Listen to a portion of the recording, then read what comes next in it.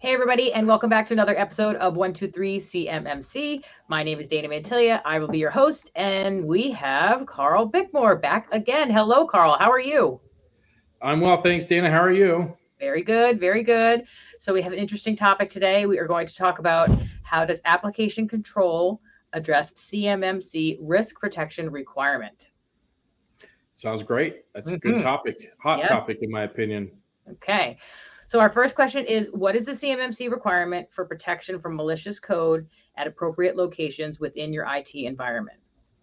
Well, I mean, there's a few things that are more at the heart of what we're trying to do with the CMMC requirements or the NIST controls that are related to it. This is all about protecting controlled and classified information or things that might be sensitive in nature. And malicious code can certainly exploit that and expose that data, which is the main point of this regulation. And so the requirement is that specifically that you need to have protections against malicious code and be able to know things that are running and executing in your environment. And also, really importantly, that the controls are very stringent and always restricted to the least privilege required for the specific areas that have the controlled and classified or federal contract information. And so the CUI data or just any privileged data in your environment, you want to have a very strong set of controls protecting it. Mm-hmm. All right, good stuff. What is application control, and how does this security measure help to satisfy the CMMC requirement? Well, I'm excited to talk about application control. Look, this is something that's actually been around for a while. You just don't historically see it often in the small business or the local manufacturer option. This is something, for instance, that's been in place at the enterprise level in banking systems and other federal government systems for a while. I think the fundamental thing that's changed in my mind is this now has, with some new vendors that have come on scene, become much more approachable. And this is really exciting stuff because application control fundamentally changes the default nature of how a computer operates. By default, a computer executes any request that's asked to do. So it says, open this file, run this program, install this tool. And you can put permissions to try to restrict that and whatnot, but the default mode of operation of most protection services like an antivirus or an endpoint protection is to, by default, let everything run, but watch what tries to run and try to stop it if it's a bad thing. Application control fundamentally flips that on its head and says, by default, nothing is allowed to execute except what is expressly permitted. And so that's just a very different approach to the protection of your environment. And that's, in my mind, so much more capable of stopping something that's never been seen before or a hidden attack that's finding its way in through all the various ways that they can. And so to me, this has become the ultimate way to put in a protection service. When you look at the NIST controls, they have the 5 categories of identify, protect, detect, respond, and recover. When you're looking at the protection side of this, when you're looking at servers and workstations, application control is among the best, most complete type of protection you can put in place. Just by the nature of the way that it changes the default operating point of view, where nothing runs except what's permitted, as opposed to everything running and only bad things blocked, hopefully. That was a very good explanation of what this does. It's like having a bouncer at the door that's going to decide who's allowed in, and versus just letting everybody in and then having people inside trying to figure out who's got to go and who's not behaving and stuff. So yeah, that's a good way of putting it. The bouncer analogy is nice. It's like there's a cop at everything running, and I think sometimes people forget how many things are executing on their computer at all times. There's scripts that might be running from IT providers. There's obviously the programs you open up, but then there's services running in the background. There's DLLs. There's browser add-ons that have become particularly dangerous lately as they become exploited.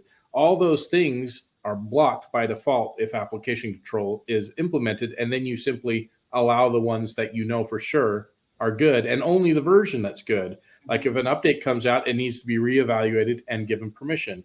So it's very, very effective way, comprehensive way of putting protection in place. All right. This is very, very good. Okay. So what are the key benefits of application control? I know we just touched on some of them, but. Yeah, I think more than anything, I'm convinced that this is the future of how to do protection.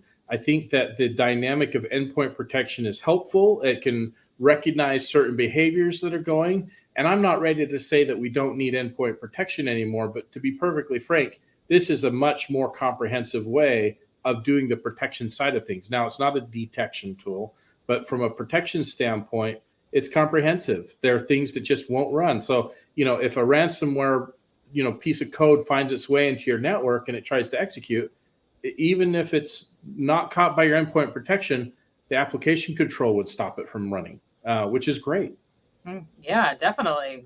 I agree. I think this is the way that things are going to wind up down the road, at least. Yeah. So what are some examples? This is a good question. What are some examples of application control?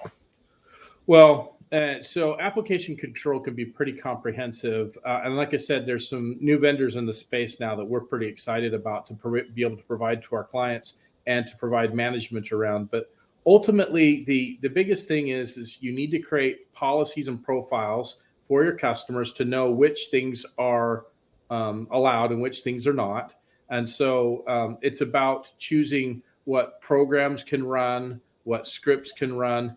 For instance, Dana, last year there was a lot of hype over the Kaseya attack or the SolarWinds attack. Both of those are attacks that had application control been in place in the right place, it would have noticed the false update coming through or the exploit and the script running and would have stopped those in its tracks, which essentially means like this is now protection for a manufacturer or somebody who's looking to protect themselves, even from their own IT department doing something or something being taken over, because all of us IT people have really dangerous tools and we run lots of scripts and do lots of IT things.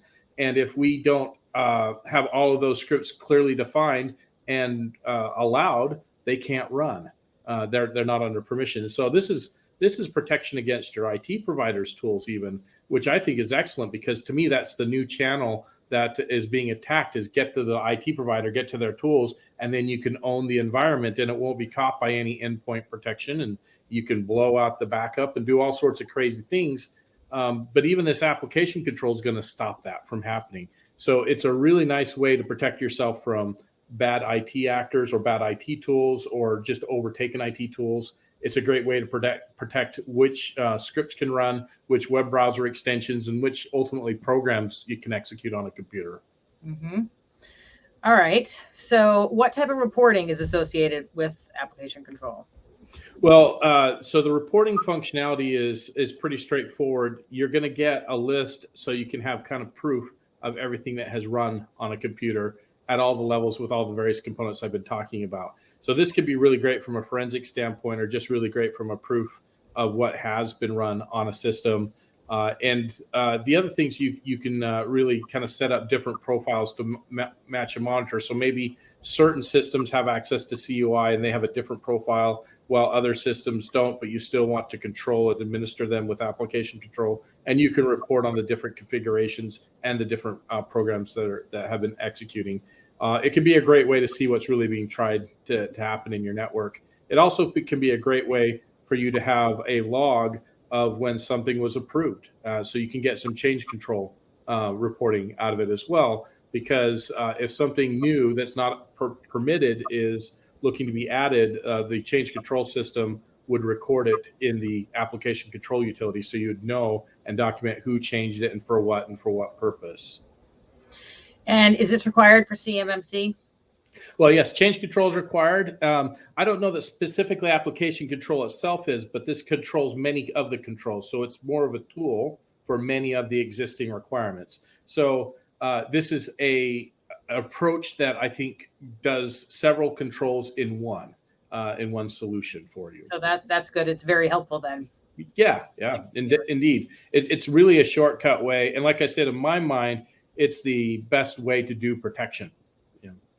And what about the expense, just roughly? Is this something crazy or is it not crazy? Just a general. Oh, yeah. You're looking at from a licensing standpoint, it's not crazy. It's sort of similar to what you might pay for an endpoint protection tool. And then, there's labor involved in managing it, and everybody's going to have different methods and management and whatnot. So, but it's not crazy. It's not like purchasing an entire SIM package or implementing some ERP software or anything like that. It's really in that same vein, like an endpoint protection on the pricing and management end. Okay. All right. Good. Okay, so as a quick recap, how does application control put businesses in the security driving seat? Well, I think the difference here is, do you want to be trying to let everything run and try to catch the bad guys from doing stuff? Or do you want to just prevent it up front and only allow in the door, like you said with the bouncer analogy, the things that you know to be good that have been verified and validated? It really makes a lot of the noise go away. And it really makes a lot of the environments more stable and more reliable because things are not changing on a regular basis. And when they are, they're expressly approved. And so in my point of view, that's really the aim of this. It's about knowing everything that can execute on a computer and making sure everything is correct and approved. To me, it's much more comprehensive than other tools out there. When you put this in place, is this very disruptive to the organization while they're trying to figure out, I need this, I need this? Yeah, it's a great question. Look, it can be if not done correctly. Mm-hmm. And so you could put it in place and just throw lockdown on and then nothing works. That's not how we do it. But and I don't think most people would approach it that way. But it really does come down to having experience with the tool and some expertise. But the main concept is usually you're putting a policy out and you're doing some non-interruptive reviewing of what's executing. So you can put tools out there, see everything that's running, create your policy, and then go to enforcement after it's monitored the environment. We're typically somewhere between 2 and 4 weeks that we will monitor before we put a control restriction in place, a policy for that. And that allows us time and space to make sure that we see things executing and have decided whether they should or shouldn't be allowed, and to create that policy without a major interruption. But then again, one thing to remember about this is a real good caution is like if somebody wants to now join some new, webinar tool that they don't already have installed, the IT people can't just fly over, throw in their admin credentials and let that software be installed. It now has to go through an approval cycle with the application control. I would argue that that's a good thing, but it does mean that you need to prepare a little bit if you're going to try to introduce some new utility, some new browser extension, some new web calling thing. Those are the things that we see that come up, or maybe a new printer or scanner. You just have to remember that not only do you need to go through the process of approving, doing the IT work to install it, you also need to improve all the applications and related software through the application control utility. Yeah, once again, I'd argue that that's actually better that you're doing that than just letting it go and hoping nothing bad happens. Mm-hmm, mm-hmm. I'm sure some of the executives at some of the companies that are dealing with this and get caught up with, this isn't working, are not going to agree. But I agree with you. I have to agree with you. This is definitely. Well, it is about being responsive to a request, right? So the way we implement it, if something is being blocked, it pops up on the user screen. They can hit a button and immediately ask for help. And our people will respond and take a look at it, do the analysis, make the approval, and let them on their way. It's a minor delay, but for the purpose of incredible protection in place. I agree. All right. Well, that was really, really good and extremely helpful. And you did a fantastic job of explaining that in language that people can understand, which is what I'm always looking for. So thank you very much for that. I appreciate that. Yeah, no problem, Danny. Good conversation. Thank you. Yes, definitely. And thank you, everybody, for watching. And we hope to see you on the next episode of 123 CMMC. Until then, bye-bye.